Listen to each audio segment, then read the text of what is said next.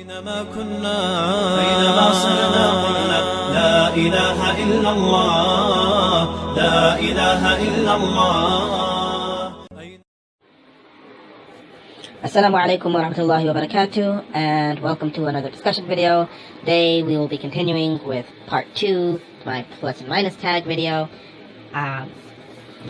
Just a little background. I'm going to be re-recording this because unfortunately my audio file got corrupted, so it started cutting out words for some reason. In fact, it did that in the last video too, with one part where I actually said deep intriguing plots. It just said deep intriguing and then jumped right to the next sentence. Don't know why. But yeah, so gonna be re-recording here. Anyways, we last left off talking about diversity of plots and diversity of characters. So now I'm gonna jump into diversity of characters.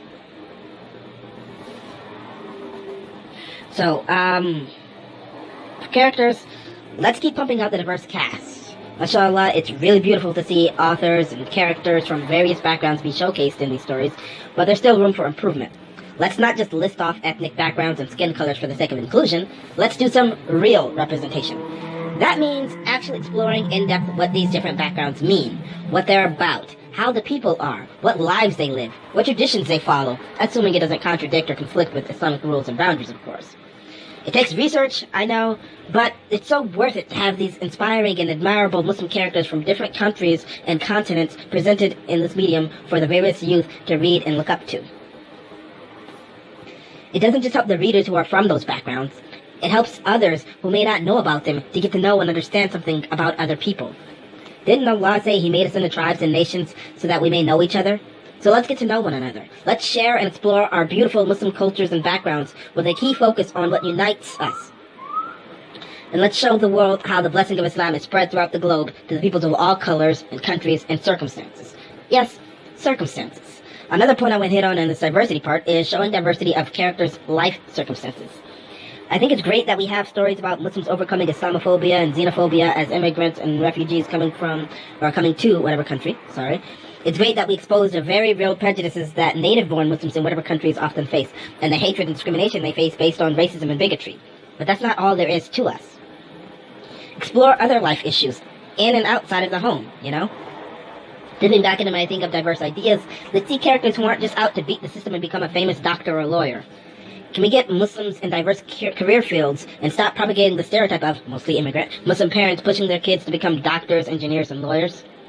Let's see more teachers, authors, detectives, firemen, news anchors, pilots, geologists, chefs, therapists, political activists, park rangers, photographers, truckers, waitresses, busboys, journalists, realtors, fishermen, gardeners, plumbers, gym coaches, martial arts instructors, language interpreters, ice cream men, retail workers, warehouse workers, security guards. Come on. Taxi drivers are an outdated stereotype, but hey, let's replace that with a younger main character who's a part-time Uber driver. Let's see some janitors, principals, landscapers, etc., etc. The sky is the limit. So let's not just cycle through the same repeated jobs and careers for our characters and give them the same repeated lives. I'm seeing some people exploring diverse ideas and diverse characters. I like it, and I want to see more of it. And the last thing that I'm absolutely, positively, great ding darn diddly tired of seeing is the normalization of sins. This is very common in these stories and very problematic. Now, Muslims are not perfect. That goes without saying. Further still, no one likes a Mary Sue. So portraying perfectly pious characters without any flaws whatsoever is boring, unrelatable, and makes for little conflict or intrigue in the story. However, not every flaw must be overtly sinful. We don't need to read about another smoking Samir, another dating Dina, or a thugging Tariq. Yes, those examples exist, and there are plenty of youth who fall into various sins, minor and major. There are plenty of guys and girls out there fornicating, drinking, and doing who knows what kind of drugs. Sad reality, but yes, I acknowledge that it's true. May Allah guide us and guide them. With that said, constantly showcasing and presenting these narratives is not something which should be done. It serves only to normalize and often even glamorize these habits to impressionable youth who see it as not a big deal, given the light nature of the stories dealing with it. It becomes even worse when the authors choose to remain neutral on these topics, thus leaving it ambiguous when it is clearly and undoubtedly negative and reprehensible in the eyes of Allah subhanahu wa ta'ala. It's not just about taking an objective stance or stepping back for people to say what they will. It's not just about what people believe or don't believe. These stories are without a doubt a targeted attack on Muslims, especially the youth, luring them into taking an unopposed glance on the side of sin. The Prophet ﷺ said, "Whoever among you sees an evil, let him change it with his hands, if he has the authority to do so. If he cannot, then with his tongue, by speaking God if he can. If he cannot, then with his heart, and that is the weakest of faith." That means, when the readers see these things, they should be put off by them. And the characters who make it a lifestyle, they should not be the celebrated heroes and protagonists of any novel. These sinful traits and habits, if they will be presented, should be done in a tactful way that doesn't teach anyone how to commit them or make them seem alluring or fun and glamorized. They should not be romanticized or glossed over with an attitude of, everybody sins, what's the big deal? Nobody's perfect. This is the real deal, this is how some Muslims are. If you need to show these things, they should be given their due weight and negativity. Their consequences should be evident, and it should be made clear either in a subtle method or a direct statement that these are not to be admired or approved of or followed. And this applies for all the things being normalized these days. The smoking, the fornication, the music, the gay stuff. Yes, the gay stuff is haram. So to all the authors pushing that agenda and the readers celebrating it, please do more research and don't fall victim to the misguided whispers of shaitan and the ridiculous attitudes of society. This pandering needs to stop. Especially since, again, these stories are romanticizing the issues and approving of the sins rather than providing help for those struggling to overcome them. If you want to have sympathy and, reach out to the people dealing and struggling with these sins and these lifestyles, whatever, fine. But do it in a way that's actually helping them away from them. Helping them towards guidance. These stories call for indulgence and support of the misdeed. And that's where the problem lies. It's not just that you addressed it and didn't turn a blind eye to it. It's that a lot of the authors are minimalizing it and making it seem like it's no big deal, or even supporting it and praising it and, pushing for it to be accepted. So I want to see less of this. There are plenty of other routes to go to have flawed characters, conflict, and intriguing, relatable plots. Plenty of other, there's just other ways to have your character be imperfect without them having to be, dipping into big sins or, big sins that people will, in the story, or by the narrative of the story, play down and make it seem like it's no big deal. You have characters that, impatience is a bad quality. Have a bit of that, Have somebody who's impulsive. Anger is a bad quality. Have somebody who gets angry, but isn't, violent. Doesn't, beat everybody up or anything like that. There's just so much. You could have somebody whose flaw is that they care too much. And so they spread themselves thin, trying to help everybody else, trying to please everybody else, and they forget to take care of themselves. And, that's their flaw. That's their big thing. Or, they have self-esteem issues. And it's not just tied into, I'm wearing this hijab so I don't feel pretty now. It's not tied into stuff like that. You can go, if you go more in depth with it, you can try to, hit on some of the ones that, are very prominent and well known. I think I'm ugly. I think, society tells me that I have too much weight. Society tells me I'm not tall enough, or my hair isn't this, whatever. You can hit on some of those, or you can, delve deeper in, with other types of issues that people, deal with. And, it doesn't have to be, again, it doesn't have to be sinful stuff.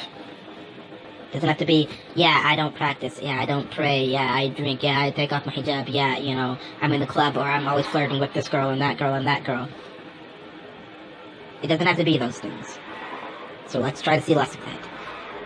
And thankfully, the flip side to that is, last but certainly not least, I would love to see more da'wah in Muslim fiction, and by that extent, I'd love more Islamic fiction.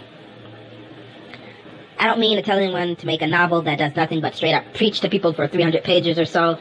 By all means, write your interesting, original plots and your unique Muslim characters. But how about stories that don't divorce the Muslim characters from their religion? Stories that don't minimalize the role of Islam in a Muslim's life, whatever level of practicing they may be. I've already broken down the differences between Muslim fiction and Islamic fiction. Link on, should be a link popping up in the top right corner. And if not, the link will be in the comments down below. But I'm not going to get into that again. But let's see Islam get the spotlight in some of these novels. Again, I don't mean that you should make it a preaching textbook for people to study from. But you can portray Islamic beliefs and concepts through various narratives in the lives of your characters. Show them living Islam, not just in basic rituals like praying and fasting, or, practices like wearing hijab, or a guy that keeps a beard, or, things like that. Or, a scene where they don't drink wine, or, they don't eat pork or something like that. No, show them exemplifying the morals and values we hold, Show them regularly engaged in charitable actions to their peers. Show them helping others for the sake of Allah, Show them studying or reading Quran, and implementing the lessons they learned from it. There's just so much that you can, go into. Show them actively remembering Allah at certain times. Have them tested and show their firm faith in clinging to Tawheed and Tawakkul. There are some people I've seen who've said to other people, "It's not my job to teach you anything." But that's not exactly correct. You see, as Muslims, we are ambassadors of Islam, like it or not. We are blessed to have received the message of Islam, and it's our duty to share that in whatever way we can. The Prophet ﷺ said, "Convey of me even just a verse." So every one of us has a responsibility, and it varies according to what knowledge the individual has. I'm not saying that everyone must become a scholar, or a preacher, or a full-time da'i, or whatever.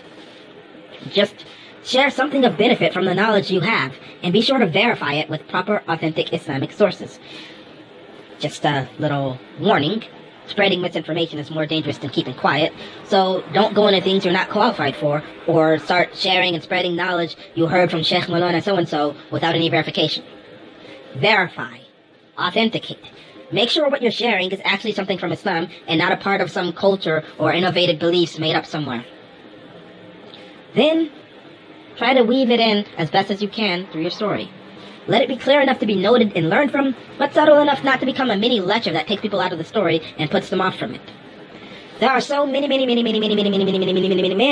beliefs, concepts, and practices in Islam that you can project through your characters. It doesn't have to be the big stuff, and it doesn't always have to be in a super in-depth scholarly level. That's not what I'm calling for. I've seen some stories that subtly sneak in a lesson here and there, and that's great. Let's get more of it, and more from an Islamic perspective. This will bring more representation and more explanation. This will help people to understand who we are and what we believe, what we're about.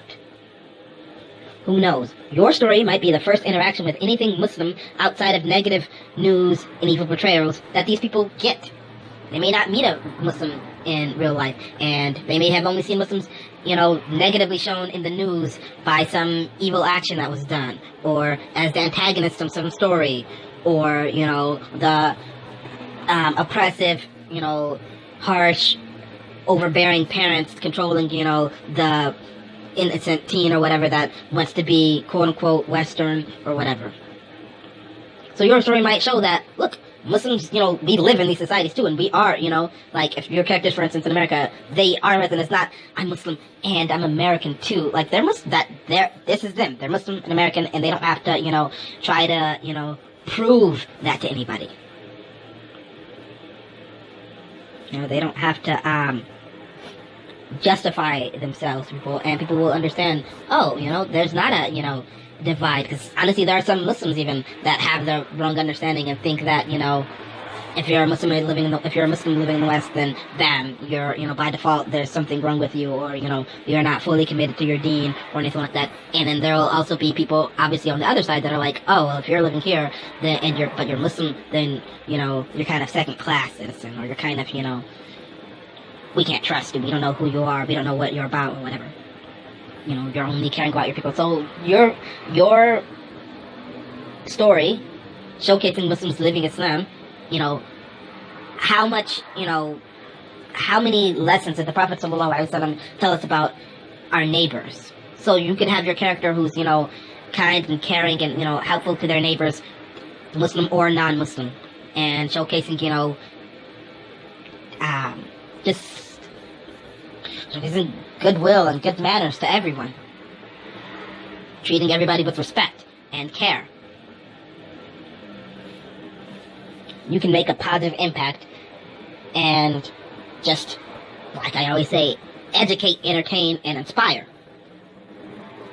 So that's where I'm going to end this, though. Thank you all for listening. I hope you enjoyed. And this time, I really want to hear back from you in the comments. Are you a fan of Muslim or Islamic fiction? What are some things you hope to see in the categories? And what are some things you hope will be taken out?